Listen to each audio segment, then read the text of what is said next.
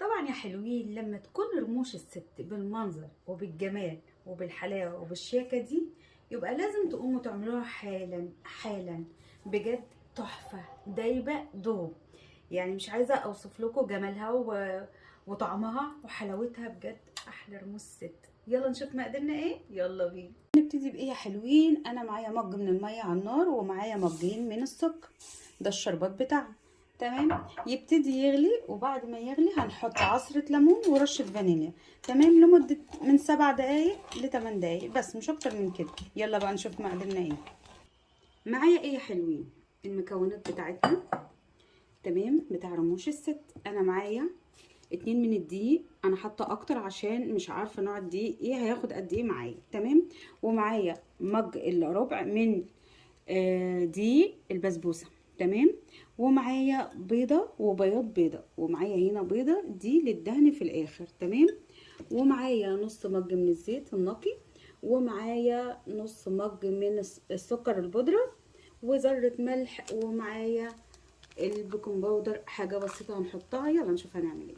هننزل بايه يا حلوين؟ الاول انا هنزل بالبيضه وبياض البيضه. تمام. وهننزل برشه من الفانيليا. هننزل برشه كده من الفانيليا عشان البيض. تمام. ودوبي كده البيض. ولا هنستعمل مضرب كهرباء ولا خلاط، اهو بالمضرب العادي يا ست البنات. احلى رموش ست هتعمليها النهارده. الكيلو بقد كده من بره، وبصراحه تستاهل، طعمها خيال. هنزل بايه؟ بالسكر البودره كامل اهو، واقلب. بصوا هيدينا القوام ايه دلوقتي؟ بالسكر والبيض والفانيليا، ونقلب ونرجع مع بعض. وهننزل يا حلوين بعد 5 دقايق كده بالمضرب اهو القوام قدامكم. هنزل بالزيت واقلبي. تمام. المكونات كده تبقى مع بعض اهو. بصوا القوام اللي انا عايزاه. بصوا ننزل بقى بالسميد اهو، او دقيق البسبوسه. حلو كده. بصوا الشكل يا جماعه عامل ازاي. هعمل ايه الخطوه الجايه؟ هنزل بقى بالدقيق بتاعي. مش هنزل بيه كله، على حسب ما احتاج. تمام. وهنزل برشه الملح بتاعتي، رشه ملح. وهنزل بمعلقه صغيره، في معدل معلقه كده صغيره من البيكنج باودر.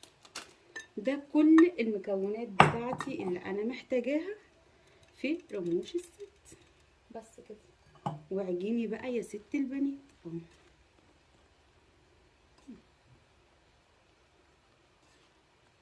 عايزه القوام بتاعها يكون متماسك كده، مش طري ولا ناشف، متماسك. اعجن كده. احتجت كوبايتين كاملين هستعمل. ونزلت بالمجين كاملين يا جماعه، يعني خدت فعلا المجين كاملين، ولا اقل ولا اكتر.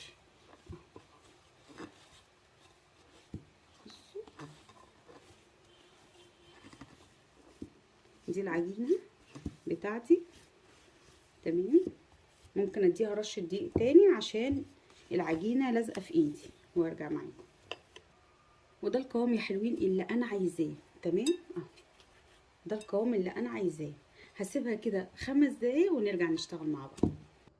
ورجعت معاكم يا حلوين بعد العجينه ما ارتاحت معايا 5 دقايق، ومش شرط ان انت تسيبيها اصلا، بس انا حبيتها كده ترتاح 5 دقايق. تعالوا نشوف هنعمل ايه. بس تمسكي العجينه، بصي انت ماسكه ازاي. تمام. هتعملي كده على حسب ما انت عايزه بقى، كبريها صغريها زي ما انت عايزه اتعاملي. تمام. ساوي كده وكده، بالها بوز كده اهي. تمام اهي. نعمل واحده كمان. عايزه تعرضيها ماشي، عايزه ترفعيها اوكي، يعني زي ما انت عايزه هتعملي. ده في ايدك وده في ايدك، انا بوريك الطريقه وانت تعاملي زي ما انت عايزه. بصوا اهي. يبقى لها بوز كده، بوز من هنا وبوز من هنا. اهي اخلص الكميه وارجع معاكم. وده الشكل يا حلوين، ومش دي كل الكميه، لسه فاضل تاني اهو. تمام. بصي بالشوكه بقى وانزلي كده، ادي منظر ظريف. تمام اهو، نتك كده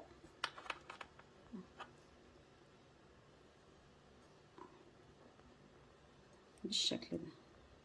طب هسيبه قد ايه في الفرن؟ انا هسيبه ربع ساعة، وبعد ما يستوي هشغل الشواية 3 دقايق من فوق يديني اللون الذهبي اللي انا عايزاه، واستنوني.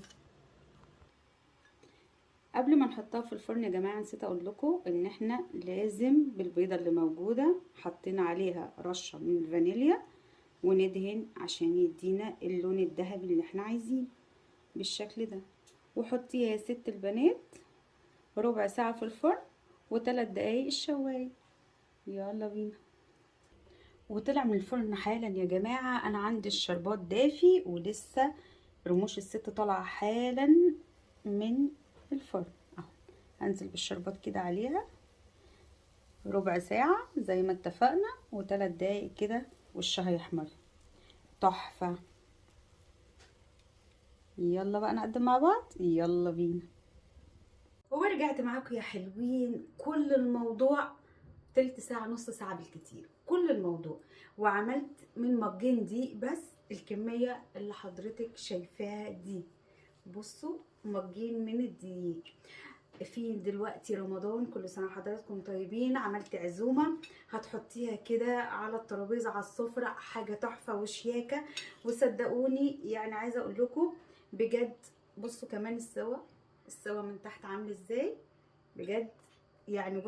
بصوا تعالي كده ثواني، بصوا عامله ازاي بجد بجد. تستاهل ان انت تقومي تعمليها حالا. تحفه، ما تاخدش وقت خالص، طعمها تحفه ولذيذه جدا. ما تنسوش في اللايك والشير وتفعلوا الجرس عشان يوصلكم كل جديد. وبألف هنا على قلوبكم الجميله يا رب.